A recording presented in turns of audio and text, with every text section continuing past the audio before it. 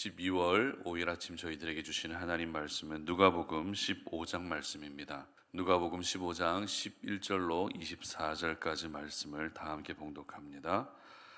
또 이르시되 어떤 사람에게 두 아들이 있는데 그 둘째가 아버지에게 말하되 아버지여 재산 중에서 내게 돌아올 분깃을 내게 주소서 하는지라.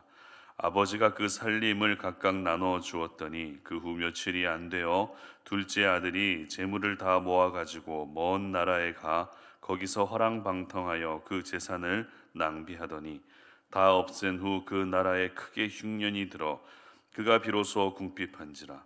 가서 그 나라 백성 중 한 사람에게 붙여 사니 그가 그를 들로 보내어 돼지를 치게 하였는데 그가 돼지 먹는 쥐염 열매로 배를 채우고자 하되 주는 자가 없는지라.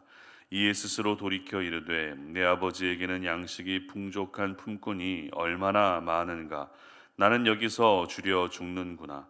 내가 일어나 아버지께 가서 이르기를 아버지 내가 하늘과 아버지께 죄를 지었사오니 지금부터는 아버지의 아들이라 일컬음을 감당하지 못하겠나이다. 나를 품꾼의 하나로 보소서 하리라 하고 이에 일어나서 아버지께로 돌아가니라. 아직도 거리가 먼데 아버지가 그를 보고 측은히 여겨 달려가 목을 안고 입을 맞추니 아들이 이르되 아버지 내가 하늘과 아버지께 죄를 지었사오니 지금부터는 아버지의 아들이라 일컬음을 감당하지 못하겠나이다 하나 아버지는 종들에게 이르되 제일 좋은 옷을 내어다가 입히고 손에 가락지를 끼우고 발에 신을 신기라. 그리고 살찐 송아지를 끌어다가 잡으라. 우리가 먹고 즐기자. 이 내 아들은 죽었다가 다시 살아났으며 내가 잃었다가 다시 얻었노라 하니 그들이 즐거워하더라. 아멘. 아버지께 돌이켜야 산다라는 제목으로 오늘 아침 말씀 전합니다. 우리가 예수님을 믿으면서 주어진 특권 중에 가장 중요하고 귀한 특권은 바로 우리가 하나님의 자녀가 되는 특권을 가지게 되었다라는 것입니다. 여러분, 하나님의 자녀가 되었다는 것이 어떤 의미입니까? 하나님과 우리 사이에 절대 깨뜨릴 수 없는 관계가 형성되어졌다라는 의미겠죠. 마치 내가 결혼을 해서 자녀를 낳은 후에 그 자녀를 출생신고하게 되면 그 어떤 사람도 나와 내 자녀의 관계를 의심할 수도 없고 반대할 수도 없는 것처럼 우리는 예수님을 믿는 그 순간 하나님 나라의 영적 출생신고가 된 것입니다. 그렇기 때문에 그 누구도 저희들을 향해서 하나님의 자녀가 아니라고 말할 수 없는 것이죠. 너는 하나님의 자녀다라고 그렇게 이야기할 수 있는 사람은 아무도 없는 것입니다. 에베소서 2장 3절의 기록을 보면요, 제가 읽어드립니다. 전에는 우리도 다 그 가운데서 우리 육체의 욕심을 따라 지내며 육체와 마음에 원하는 것을 하여 다른 이들과 같이 본질상 진노의 자녀이었더니 라고 이렇게 기록합니다. 분명히 전에는 본질상 진노의 자녀였지만 예수님을 믿은 후에는 어떻게 되었다고요? 바로 하나님의 자녀가 되는 그런 신분으로 변화되었다라는 것입니다. 여러분, 이렇게 우리가 하나님의 자녀가 되었다는 것은 하나님이 나의 아버지가 되신다는 의미입니다. 그렇습니다. 우리는 오늘도 살아가면서 하나님이 나의 아버지가 되신다는 사실을 매 순간 의식하며 살 수 있어야 됩니다. 왜입니까? 하나님이 나의 아버지가 되심을 기억할 때 우리는 오늘을 어떻게 살아야 하는지를 알 수 있게 되기 때문입니다. 오늘 본문은 우리가 너무나도 잘 알고 있는 탕자의 비유 말씀인데요. 오늘 본문이 기록된 누가복음 15장의 주제는 잃어버린 것을 다시 찾는 기쁨에 대한 부분입니다. 그래서 잃은 양을 찾는 비유, 그리고 잃은 드라크마를 찾는 비유, 그리고 잃은 아들을 찾는 비유가 이렇게 연이어서 계속 기록되고 있는 것입니다. 특별히 우리가 오늘 탕자의 비유에서 주목해야 할 단어가 하나 있습니다. 가장 많이 언급되는 단어이기도 한데요. 모두 19번이나 반복해서 등장하고 있는 단어입니다. 그 단어는 바로 아버지라고 하는 단어입니다. 예수님은 탕자의 비유를 통해서 하나님과 우리의 관계는 바로 아버지와 아들의 관계라는 이 사실을 굉장히 강조하고 계시는 것이죠. 그리고 아버지가 어떤 분이신지를 말씀해 주심과 동시에, 그리고 아들인 우리는 아버지와의 관계 속에서 어떻게 살아야 할 것인지에 대한 부분도 이 비유의 말씀을 통해 알려주고 계시는 것입니다. 그렇다면 먼저 아버지가 어떤 분이신지를 살펴보도록 하겠습니다. 24절 말씀 한번 보도록 하겠습니다. 이 내 아들은 죽었다가 다시 살아났으며 내가 잃었다가 다시 얻었노라 하니 그들이 즐거워하더라. 아멘. 자, 탕자의 비유에서 아버지가 어떤 분이신지를 보여주는 부분이 여러 부분에 있는데요. 그 중에서도 방금 읽었던 이 24절의 말씀이 아버지가 어떤 분이신지를 가장 정확하게 보여주고 있는 그런 본문입니다. 여러분, 24절에서 읽었던 말씀에서 기록된 부분을 보게 되면 아버지가 어떤 분이시죠? 하나님 아버지가 어떤 분이라고 기록하고 있습니까?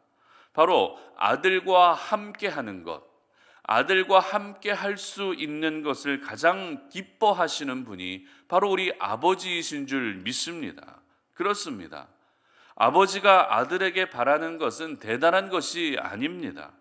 아버지는 그저 아들과 함께 하고 싶어 하시는 것입니다.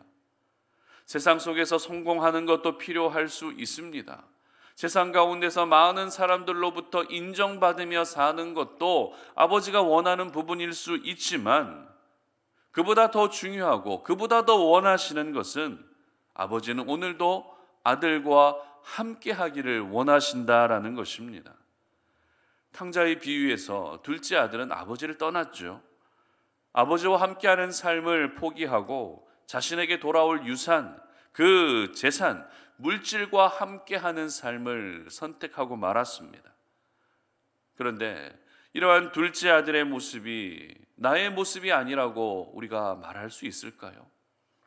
아버지를 떠나 살고 있었던 그 둘째 아들의 모습이 나의 모습이 전혀 아니다라고 우리는 말할 수 없다는 것입니다.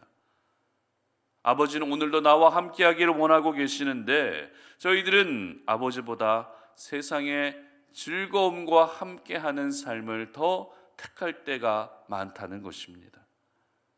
아버지와 함께하게 되면 내가 하고 싶은 것들을 마음대로 할 수 없다는 이유로 아버지와 함께하는 삶을 덜 중요하게 여길 때가 있는 것이 바로 저희들의 모습이라는 것입니다.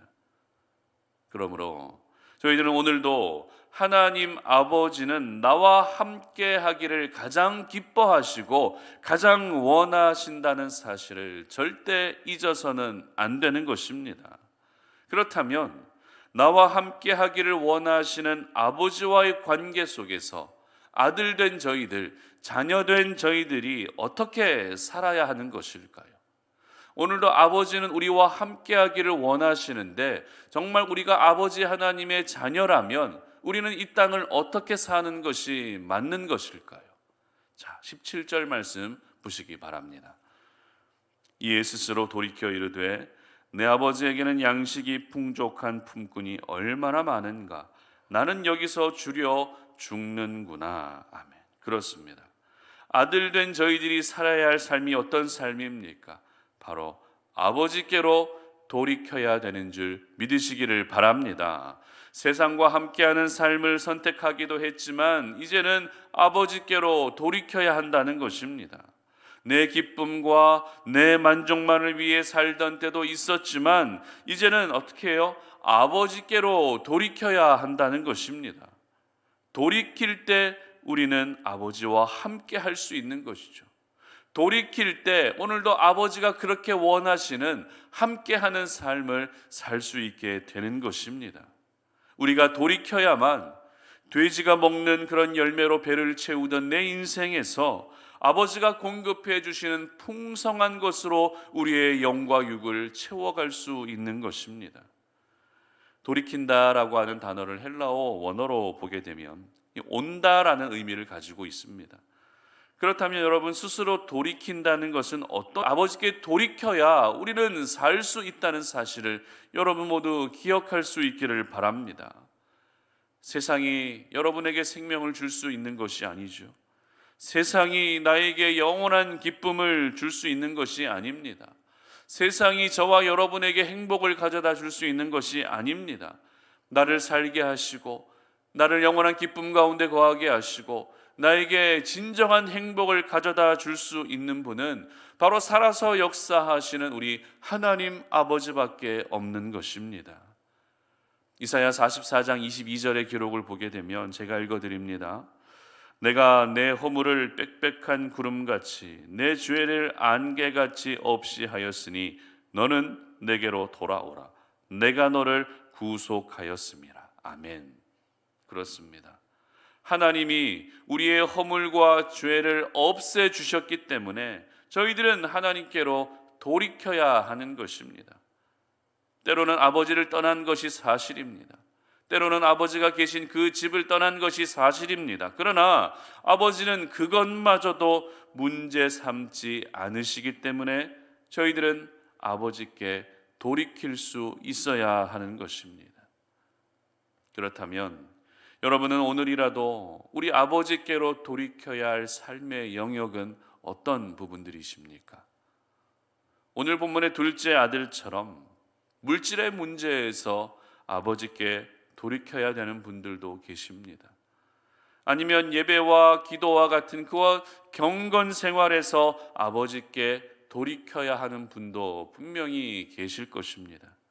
아니면 사명을 감당하는 일에 있어서 아버지께 돌이켜야 하는 분도 계십니다.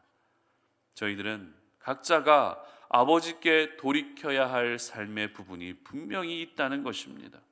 내가 지금 나름대로 신앙생활을 잘하고 있어도 나름대로 잘 믿고 있는다 할지라도 우리의 가장 연약한 부분이 있기 마련입니다.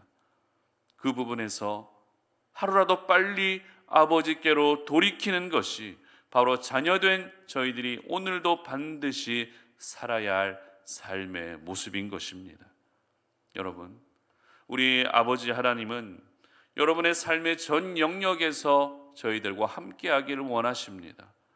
아버지 하나님은 저와 여러분이 아버지를 떠나 사는 것을 결코 원하지 않으십니다. 오늘 본문의 둘째 아들처럼 아버지에게 유산을 받아서 아버지를 떠났을 때 그 아버지의 마음이 어땠겠습니까? 결코 편할 리가 없었겠죠. 아들 걱정에 뜬 눈으로 밤을 지새우셨겠습니다. 언제 돌아올까라고 하는 그런 막연한 기다림이 매일같이 반복되었을 것입니다. 가장 좋은 것은 아버지를 떠나지 않는 것이 가장 좋겠지만 이미 우리가 아버지를 떠나 있는 부분이 있다면 지금이라도 늦지 않았습니다. 다시 아버지께로 돌이킬 수 있기를 바랍니다. 아버지가 계신 곳으로 여러분의 삶의 방향이 다시 옮겨질 수 있으시기를 바랍니다. 그래서 아버지와 함께 항상 잔치집의 기쁨을 누리시는 우리 성도님들 되시기를 바랍니다. 우리 아버지로부터 주어지는 모든 선한 것들을 날마다 공급받으며 살아가시는 우리 송탄오륜의 모든 가족들 되시기를 주님의 이름으로 축복합니다. 함께 기도하겠습니다.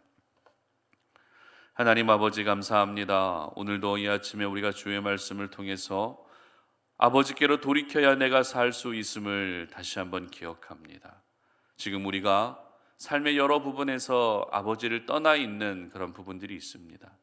물질에 관해서 아버지께로 떠나 있기도 하고, 경건 생활에 관해서 아버지께 떠나 있기도 하고, 사명을 감당하는 일에 있어서도 아버지께 떠나 있기도 하고, 자녀의 문제로 인해서 아버지께로 또 떠나 있는 분들도 분명히 있습니다.